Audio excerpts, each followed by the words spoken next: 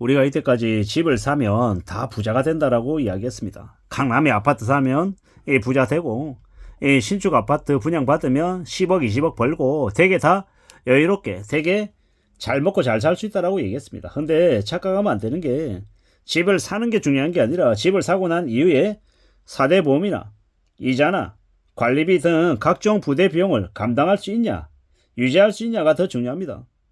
앞으로요, 사람들의 주머니 사정이 되게 안 좋아지죠. 돈이 없어집니다. 그러면 어떻게 해야 됩니까? 내가 정말 관리하고 유지하고 소화할 수 있는지를 잘 알아볼 필요가 있다라는 겁니다. 빚이 없이 자기 아파트 사고 자기 상가 사면 최고죠. 그러면 언제든지 자기의 이제 터전을 만들 수 있으니까요. 그리고 자산시장은 언제 사냐가 제일 중요합니다. 싸게 사는 게 제일 필요하죠.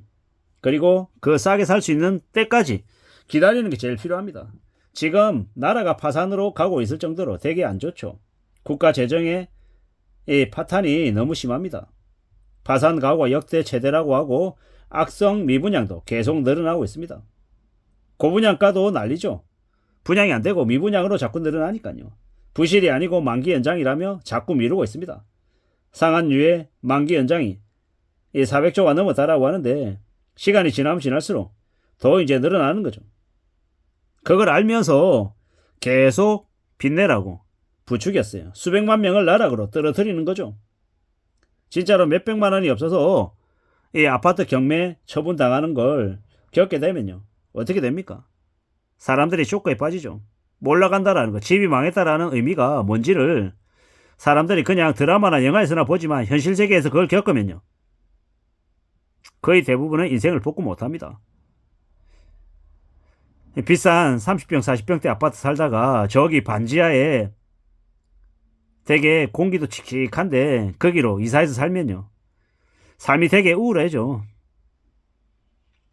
의욕이 떨어지고 활력이 안 생기고 눈치 보게 되고 그냥 인생이 망했다고 생각하면서 그냥 되게 불행하게 삽니다. 그게 얼마나 서러운 일인데 얼마나 무서운 일인지를 사람들이 자세히 얘기하지 않죠.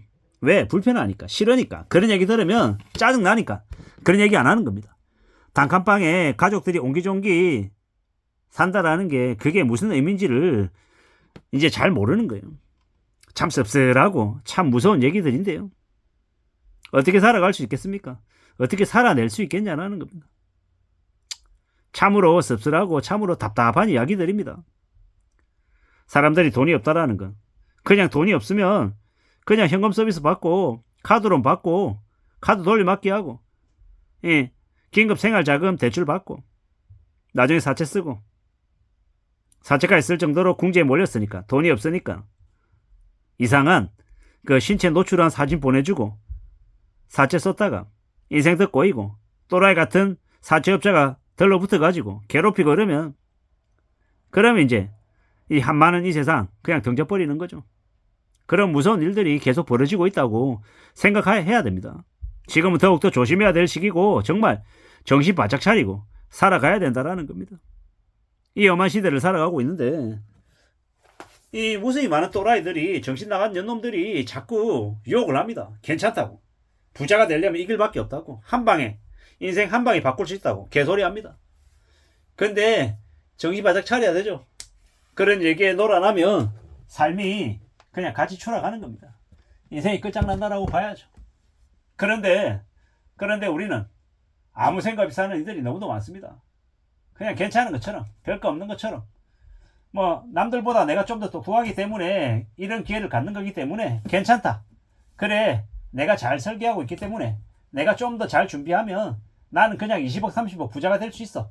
이런 생각하며 사는 겁니다. 미친놈들이죠. 그렇게 또라이같이 생각하고 살아가는 이들이 나중에 어떻게 됩니까? 그냥 병신 되는 거예요. 참 씁쓸하고 참 답답하고 참 안타까울 뿐입니다. 이 험한 세상을 살아가는데 누가 힘이 돼줍니까? 남이요? 웃긴 소리 하지 말라 그러십시오. 아무도 도움 안 됩니다. 심하게 얘기하면 부모 자식도 돈 없으면 그 관계가 유지 안 된다라는 겁니다. 앞으로요 우리가 살아가는 삶에 힘든 게 더욱 심해진다라는 겁니다. 급격한 구조조정을 겪죠. 586 다 자르고요. 2025년 내내 인력 구조 조정이 계속 화두가 될 겁니다. 25년만 그럴까요? 26년, 27년, 28년, 29년 계속 정규직 자릅니다. 잔인한 시대죠. 물가는 폭등하고 인력은 계속 내보내고 답이 없는 일들이 많이 벌어진다라고 봐야죠. 이놈의 나라가 되게 더럽고 치사한 게 이 안 좋은 용어들을 다 없애버렸어요. 한계 가구, 신용불량자 이런 이제 용어를 없애고 신용유의자로 이름을 바꿨어요. 부도, 파산 이런 얘기 말고 워크아웃이라고 언론에 기사 내는 거하고 똑같습니다. 사람들 잘 못 느끼게 얘기하는 거죠. 근데 현실은요. 100만 원, 200만 원이 없어서 이제 부동산을 뺏기는 되게 믿기 어려운 일들이 속출한다라는 겁니다. 이런 시대에 우리가 어떻게 살아야 되겠습니까? 내 자신을 통제하고 어떤 어려움도 이겨내는 불굴의 의지, 책임, 의무 이런 것들이 더욱 필요하죠. 건면해야 되고 성실해야 된다라고 말씀드립니다. 유튜브에서 무수히 많은 놈들이 성공하게 얘기하면서 간절해야 된다, 절박해야 된다고 얘기하는데 그 간절하고 절박하면요. 사기당하기 십상이죠. 조급해하고 서두르다가 인생이 나락으로 갑니다.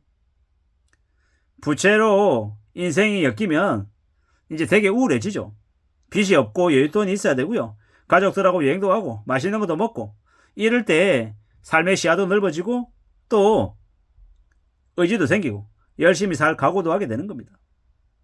참 무서운 얘기죠.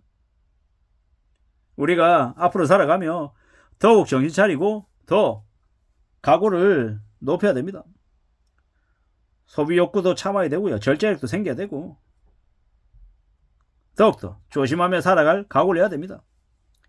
2030들 중에서 인생 파탄 난 이들이 되게 많답니다. 왜요? 2030들 중에 50%가 집을 샀는데 그럴 때 대출을 받았어요. 다중채무자라고 합니다. 다중채무가 뭡니까?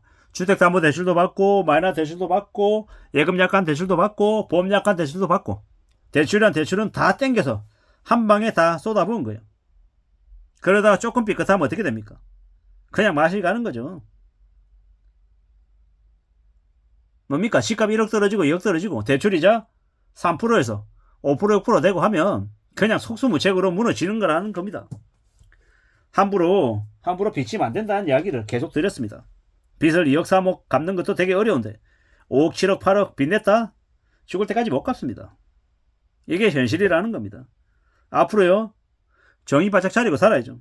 먹고 살기 위해서 하는 아주 중요한 생업을 정말 감사하게 생각하며 열심히 땀 흘리며 일해야 나를 지키고 우리 가족의 삶도 지킨다라는 겁니다. 명심하고 살아가자라는 말씀을 드립니다. 이상입니다.